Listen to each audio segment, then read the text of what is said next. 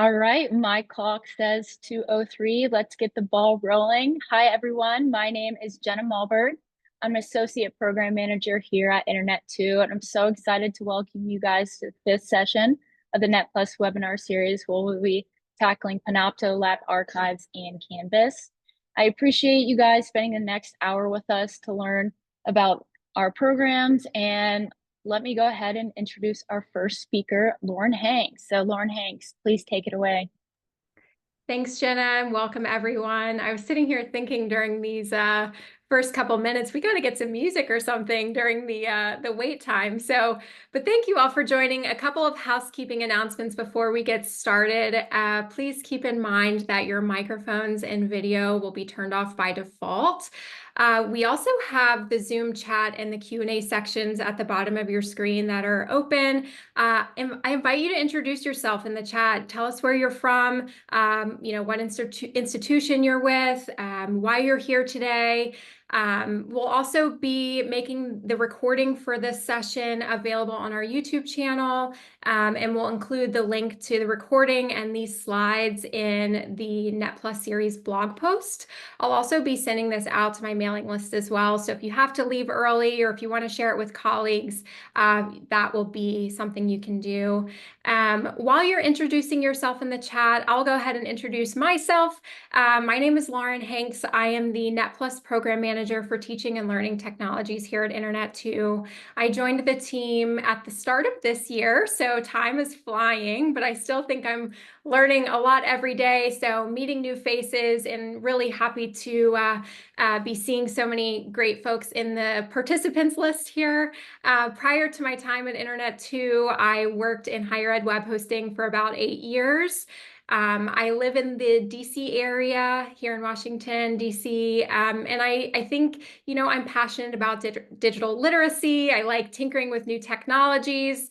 I also love hanging out with my dog, Luna, who I think arguably has a better headshot than I do.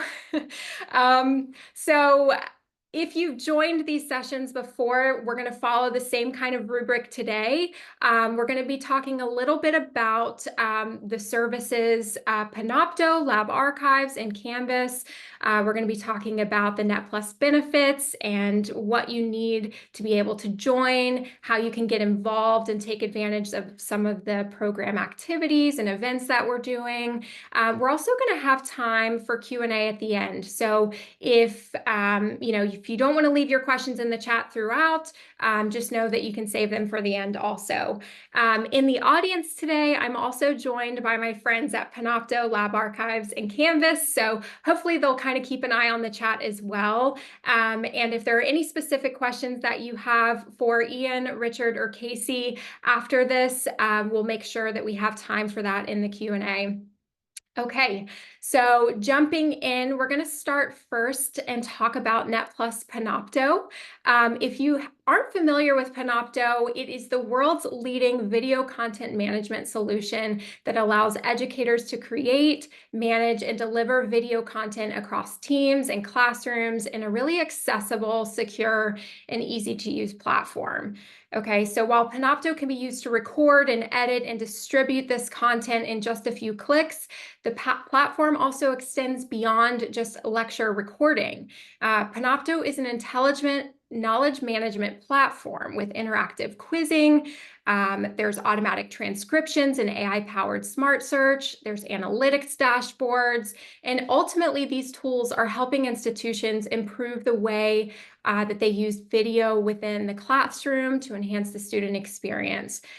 Here on this slide, I've also linked to other third-party tools that Panopto plays really nicely with. So, it allows you to seamlessly integrate with your preferred LMS, meeting and communication tools like Zoom or Slack. There's also a whole list of data optimization and hardware integrations listed there as well. So definitely check it out. I'm going to be providing a lot of links throughout today's presentation. And so you'll definitely be able to have the slides after the fact. The next thing I wanted to talk about is how the Net Plus Panopto program got started. If you've joined previous sessions in this series, my colleagues have done a really great job of just breaking down what the service evaluation involves for Net Plus.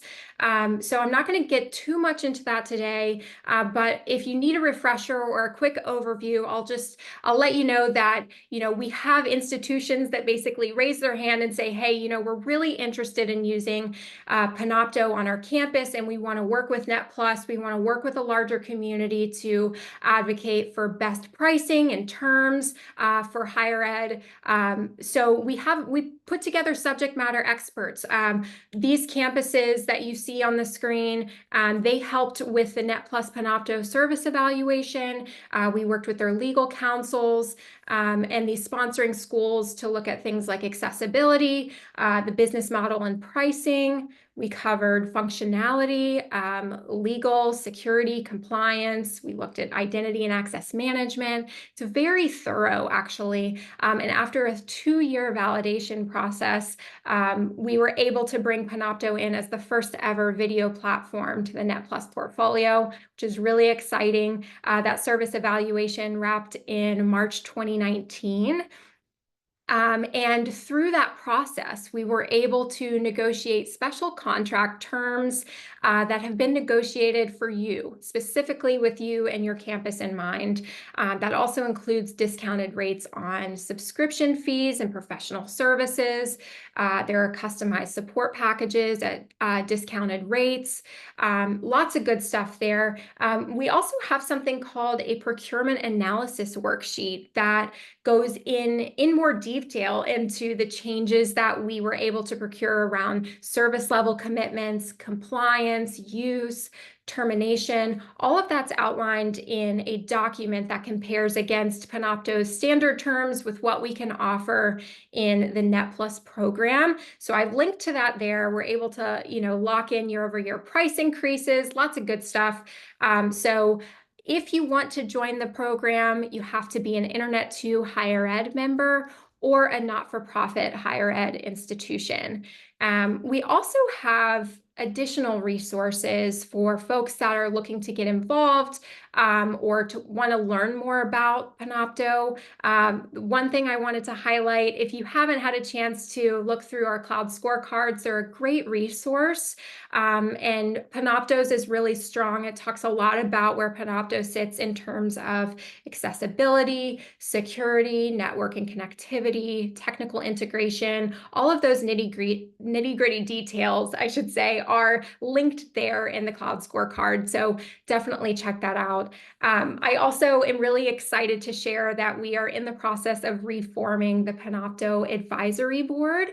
Panopto has had a customer advisory board that meets quarterly, and we're now looking to create a smaller cohort that focuses just on the Net Plus program. So we want a team that can help us, review new pricing updates, new terms, and the ability to kind of expand our customer agreement. Our service advisory board is going to help us think about new ways to engage the community and to think about upcoming webinars. One of the webinars actually that we're looking to put together is on some of Panopto's newer products and services, which we're really excited about. I actually just did a demo with the Panopto team on Panopto Connect, which is a customized online video library, which allows you to have branded playback, custom carousels, and content pages. It's something that I think even the Net Plus team internally is considering because of just how impactful it could be for helping us store our own video resources. Panopto also has Access AI, which is delivering high-level content summaries, detailed smart chaptering, and automatic language captioning. And there's also Knowledge Insights, which is providing easy-to-interpret data visualization so your team can better spot patterns in usage, set content alerts, and run system reports, and just really be able to translate data into an achievable action plan. And so these new products are something that we're really looking forward to bringing into the Net Plus agreement. So be on the lookout for more updates around that. I also had the pleasure just recently of joining one of the Panopto Innovate conferences.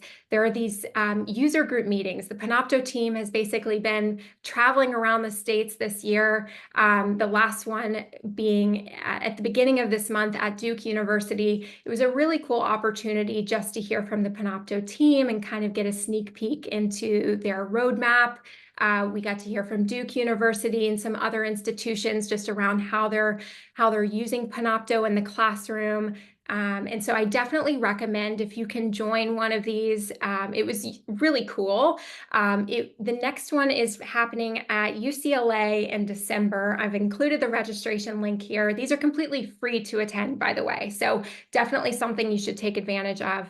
The other thing I'll point out too, just in my big list of resources, things to check out. So I've included links here to the Panopto VPAT, their SOC 2 report, some of their accessibility and security and privacy resources for you. And I also think it's worth checking out some of their customer stories.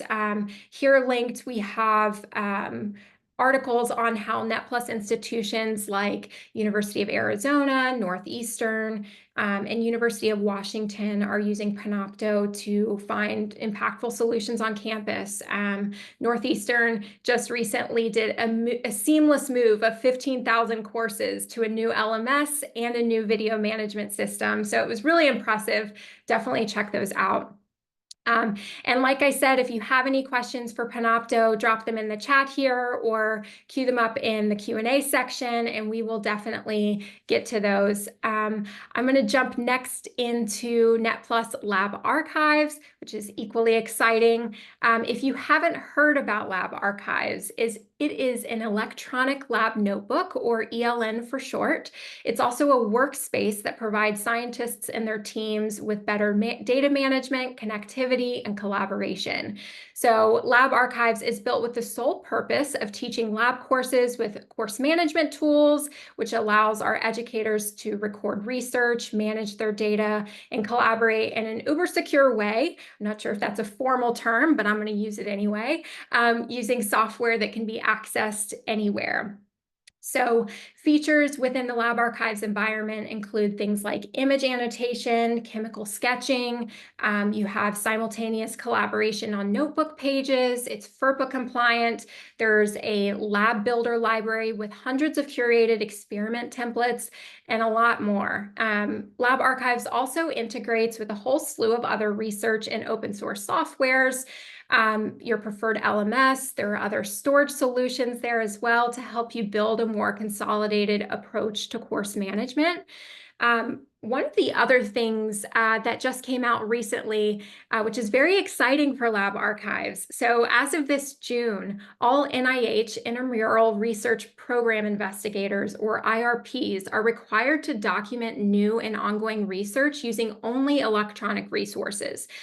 This comes off the heels of a new requirement in 2023, the NIH data management and sharing policy that requires all investigators that are requesting grants to submit a plan on how to submit a grant on how their data and accompanying metadata will be shared and managed. So mandates like these can be very costly and burdensome obstacles for researchers and support staff, especially if you have to work out a solution on your own.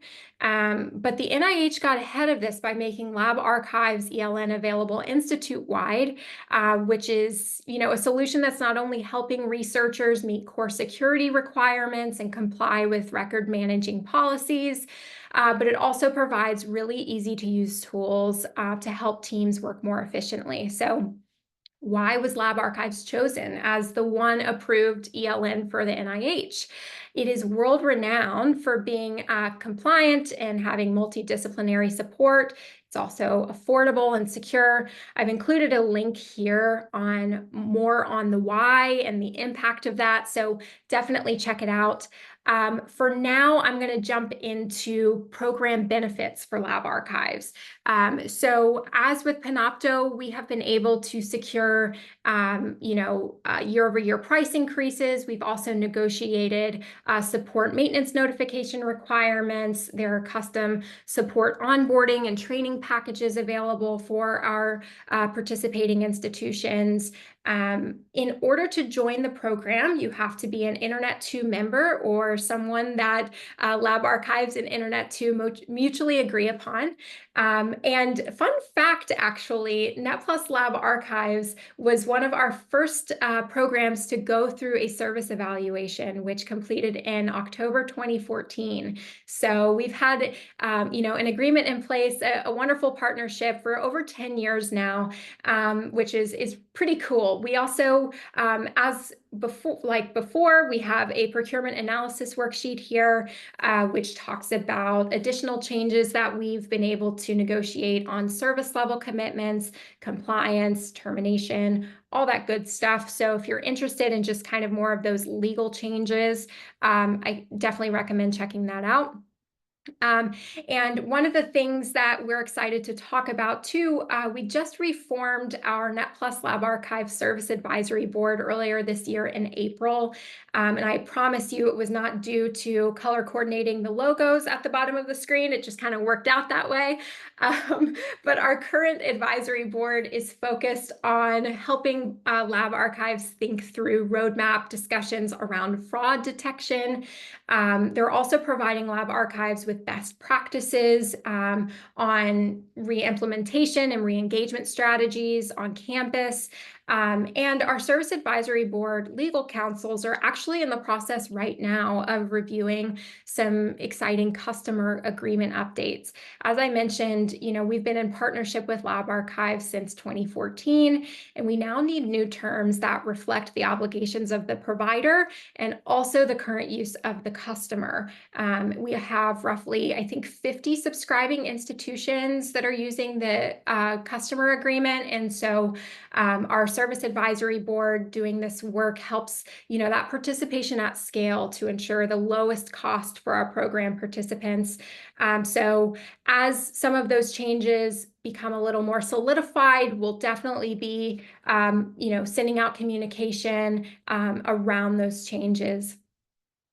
I just wanted to point out some of the resources that we have for LabArchives. So I've linked to the Cloud Scorecard. It's a great starting point if you're looking for a deep dive on LabArchives accessibility, compliance, security, all that good stuff. I've also linked out to our LabArchives wiki page. So one of the things that I do for all of my programs is, really try to keep this space updated with the latest community events, ways that you can reach out to our service advisory boards.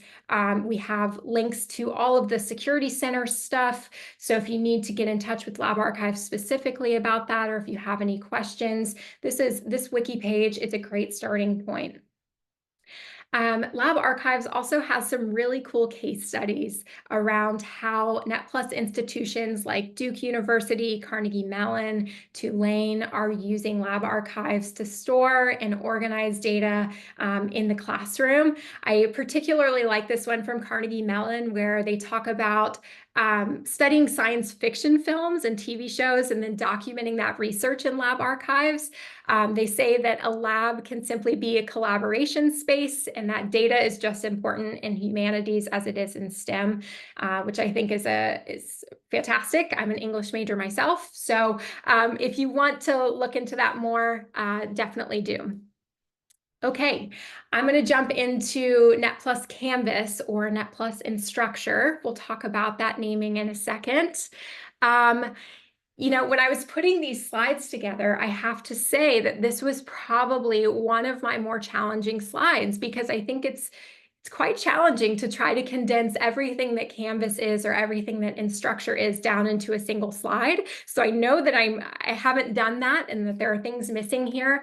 But if you haven't heard about Instructure, you're wanting to learn more about Canvas, the platform really focuses on solutions that support higher ed institutions with learning management, student engagement and success, lifelong learning, content and analytics, and integrations with partner tools, and so much more. In addition to their suite of tools that Instructure calls their ecosystem, you can also take your LMS to the next level with Instructure's strategic consulting and other professional learning services. There are certification courses, custom support packages, you name it. I would say the core products for Canvas include Canvas Studio, which is a video learning platform. There's Canvas Catalog, which is a course catalog and registration system that helps institutions offer public-facing courses. There's Canvas Credentials, which is a digital badging and credentialing platform. There's Canvas Pathways, which sort of works in tandem with Credentials to offer customizable learning pathways for students. And then Impact, which is a platform that helps institutions measure and improve the adoption of ed tech through in-app messaging, user support, analytics, all that good stuff. So there's your 50,000-foot view of Canvas. I'll cover some of the newer products that we're looking at here in a second, but ultimately these tools are really just designed to help enrich, support, and provide equitable access to the learning experience. I also pulled this quote from the website from Instructure, which said that Canvas is a learning management system that amplifies everyone's awesomeness. I think that is awesome. Okay, jumping into the Net Plus Canvas program history and service evaluation. Canvas is also one of our older, veteran services. I guess we completed the service evaluation in April 2013. We then signed the business agreement later that year in May. So we've, as before, subject matter experts come together and talk about these key things, and we've continued to do that through the years. You can see kind of an overview or timeline of the improvements and the updates that we've made to the business agreement. Higher ed policies are not what they were 10 years ago. Net Plus is not what it was 10 years ago. Neither was Instructure. And so we've really been working, all of these parties have been working together to update and improve the business agreement over time. And we're continuing to do that even now. A few characteristics around the program: who can join? What does this mean? So we have been able to secure significant discounts to Instructure's suite of services. We're able to lock in year-over-year increases. We've also locked in our pricing schedule through 2033, which helps provide consistency and reliability for institutions. So if that's something that you're interested in learning more about, definitely reach out. I will say that in order to join this program, you do have to be an Internet 2 member. So this means that Canvas pricing and terms are confidential for Internet 2 members only. But if you're interested in learning more, definitely reach out to us at netplus@internet2.edu, and we can kind of get you started. There's a lot of really great benefits to being a part of the Net Plus Canvas program. It's also a bit unique too. So if you want to join, you have to be an Internet 2 member, like I said. You will also sign an enterprise customer agreement with Internet 2. And then when you have order forms through Canvas, through Instructure, Internet 2 will sign, the institution signs, and Instructure signs as an agreement between all three parties. So if you wanted to get started, reach out to me, or talk with Instructure. We work very closely together, and we can answer any questions that you have around the program, and program-specific pricing and all that good stuff. How it works on the back end. So Instructure then will send our team order forms over for our team to review. So we're kind of fact checking and making sure that pricing is in line with the customer agreement. We then will go about facilitating signature for all parties via DocuSign, and then Instructure will invoice the institution when the time comes. So a little bit unique in how it works, and I understand because there's so many parts. I wanted just to make sure that you could kind of see how it breaks down. We also have a very active service advisory board, which is doing a lot, has done a lot over the last year. And so I'll dive into more of that in a second. Right now and through the end of the year, our service advisory board is focusing on roadmap discussions around data architecture within Instructure. We're working closely on product and partner strategy, future program events, things like third-party integrations. I think we're going to do an AI literacy training webinar at the beginning of December, so keep an eye out for that date. We're trying to make sure that we're staying in line with the action plan that our service advisory board created earlier this year. And we are also working on an Amendment 10 with our legal counsels at the service advisory board institutions, which I'll talk about momentarily. Some of the goals that our service advisory board created at the start of this year and then revisited on our on-site meeting in April. We met at Salt Lake City for Instructures at Instructures HQ. And I think, our advisory board members are really interested in focusing on the Instructure customer experience, strategy and future roadmap, and then of course the Net Plus Instructure community and experience. So thinking of everything from webinars to how to even just build communication pathways between subscribing institutions, the advisory board, Instructure, and just making sure that this is a valuable program for all. So I've actually broken down kind of a list of what we've been up to over the last year. It's been busy. As I mentioned, we had an on-site meeting in April. That was also the month that we had a smaller working group for a data governance advisory council. They first convened. I've included their mission there on the right-hand side of your screen, but essentially their objectives include testing concepts and approaches, different solutions for data retention in higher ed, and particularly providing feedback on product strategy to Instructure. It's kind of a trend across higher ed right now, and not just with Instructure. I think we have a lot of institutions that have signed contracts with large software providers and have been using them for years and now have an abundance of data, and everybody's asking, what do we do with that data? How long do we hold on to it? What does archiving even mean? And what are the security and legal ramifications around keeping that data? So that's what this group is really set out to work on, and I'm excited to just see their progress. In July, we had another very busy month after InstructureCon, which is Instructure's annual conference.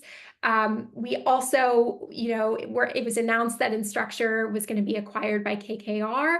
And so we worked very closely with our service advisory board, outside consultants, to really understand what that impact might have on the Net Plus Canvas program, which in short, nothing really. But, we still wanted to be able to understand what it could mean for Instructure.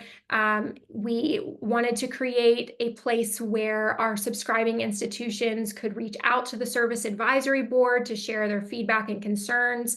So we created a contact form. And if you don't have access to that, if that's not something that it exists, let me know and I will send it to you. And kind of moving on now into the latter half of the year, we're focused on Amendment 10, which is going to, I think, incorporate some of the new products that were announced this summer, like Intelligent Insights and Canvas Archiving, which also feels very in line with the work that our Data Governance Advisory Group is doing.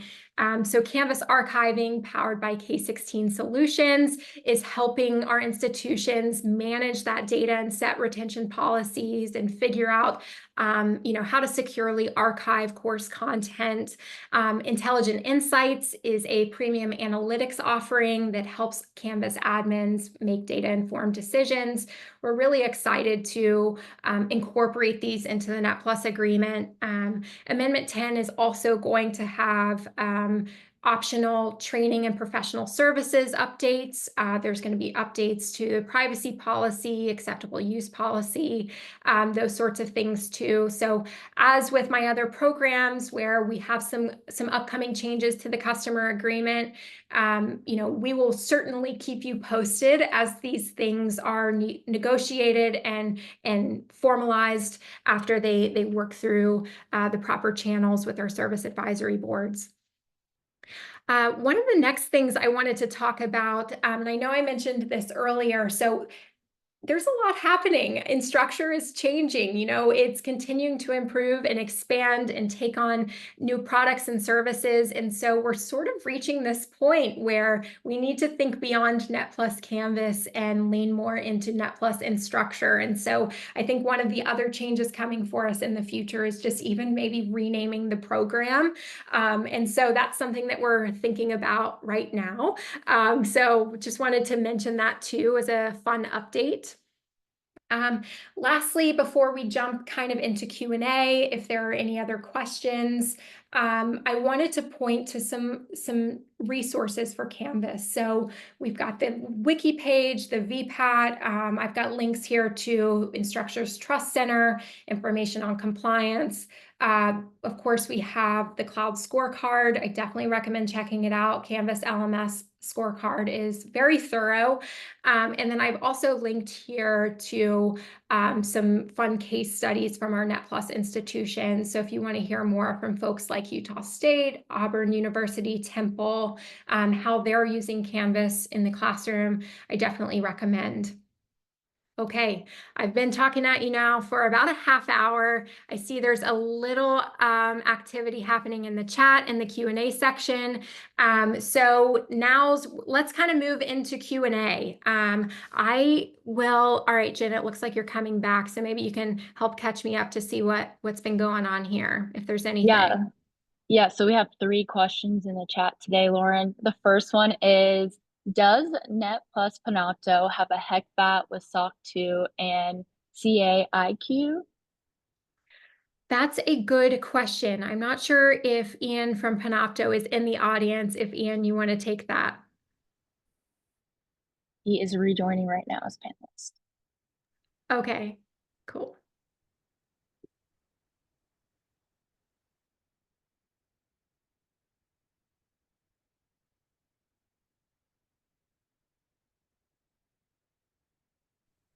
Can you hear me?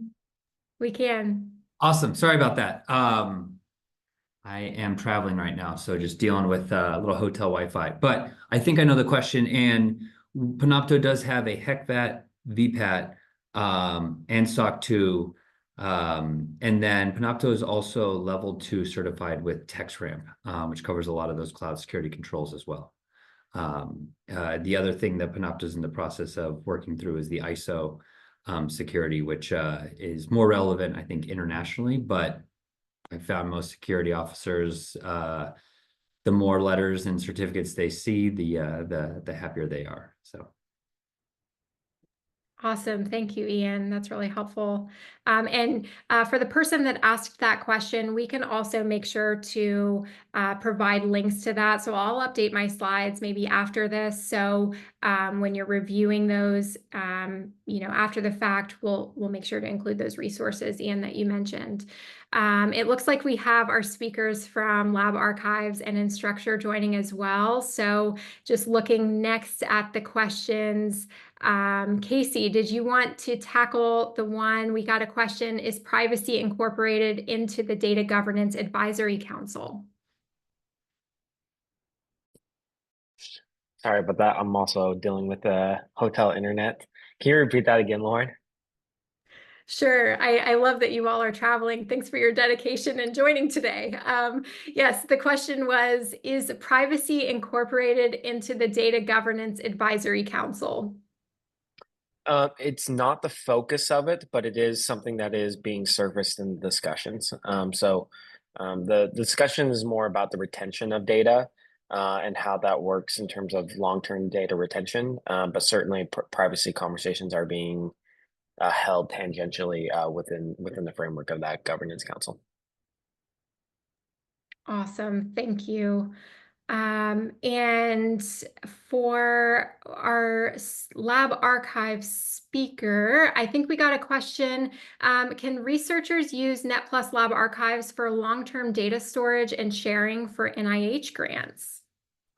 Yes, good afternoon. Yes, absolutely. The LabArchives platform is being utilized by individual research labs all around the world. And for at the institutional level, of course, it can be long-term projects that have NIH funding, even though they themselves are at any academic institution that's a member of Internet 2. I believe that was the question, yes? Yes, thank you Uh-huh. so much. Yeah, and then once it's uploaded into the notebook, there are means also of backing it up locally if you desire, so you're not locked into LabArchives long-term necessarily. Fantastic. I wanted to check to see if we had any other questions in the Q&A. I think that was everything.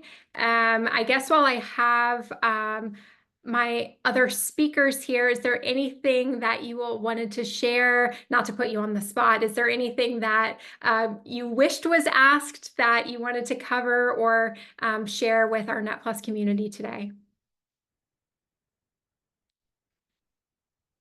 Or maybe I just did a great job and I did I your just job. want to just say thank you for, yeah, doing a great job and, probably taking the pressure off of us. So much appreciated. Yes, Awesome. thank you very much, Lauren, for that.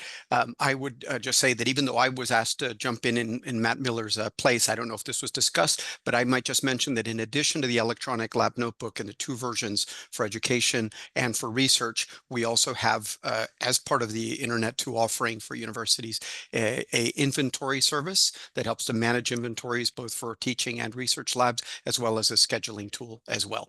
I don't know if that was covered, but I missed it. So thought I would just add that. No, awesome. That's very helpful. Thank you. Anything else? Any other comments? Yeah, I would just say we love we really love our service advisory board relationship that we have with NetPlus. They've been, that group of individuals have been heavily influential on several decisions that we've made as a company, and have given us lots of insights and structure, and really been a true advisory board for us with our product development. So and they do a great job of scouring ideas and thoughts from the community of Internet 2. And so we really do appreciate the partnership that we have with our advisory board. Yeah, it's been fun kind of coming in as a newbie this year and just seeing that take off. And I'm looking forward to what's to come for all of our service advisory boards. So thank you all so much for joining today. I'm gonna, if there are no other questions, actually, okay, we do have one. Will all 3 of these service providers be at EDUCAUSE next week? I actually have a slide on EDUCAUSE. I know Internet 2 will certainly be there. What about you all? I'm off mute, so I'll start. Yeah, Panopto will absolutely be there. Love to see you. Please come stop by. We're also hosting a networking event on the evening of Tuesday. I think it's the 22nd. So we'll be providing drinks, some exciting updates as well, small quick presentation.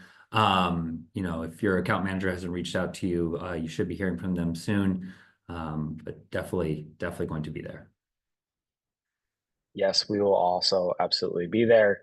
We're hosting a few networking opportunities, so swing by the booth and see how you can get connected with those opportunities while you're there. Right. As far as I know, LabArchives is not going to have an actual booth there. We might have some folks attending. So if you are planning on attending, I just posted in my email there and we can coordinate a meeting if that's of interest. Awesome. Thank you all. And while we're on the subject, definitely stop by and see the Internet 2 team on that Tuesday. There's going to be a cloud scorecard and NetPlus programs office hour. I think from 1:30 to 2, we have a meeting room on the 4th floor. And then in the afternoon on that Wednesday, there's going to be open office hours and a barista bar as well. So definitely looking forward to seeing everyone. in person and connecting. It's going to be my first time at EDUCAUSE, so I'm looking forward to seeing what all the fuss is about. And let me just check to see if there are any other questions. I don't think so. So before we break, let me just kind of give you a preview of what's coming up next. So as mentioned, this is part 5 in the nine-part webinar series. So we'll make sure to include slides and recordings from today on the blog post. But then we also have sessions on the 31st and then throughout the month of December or November and at the start of December. So definitely come back, hear from my other colleagues. Next time, we're going to be talking about Net Plus AWS, GCP, CICP, and Kion. And we really look forward to seeing you there. So thanks everyone for your time today. Really appreciate it. And we'll see you later.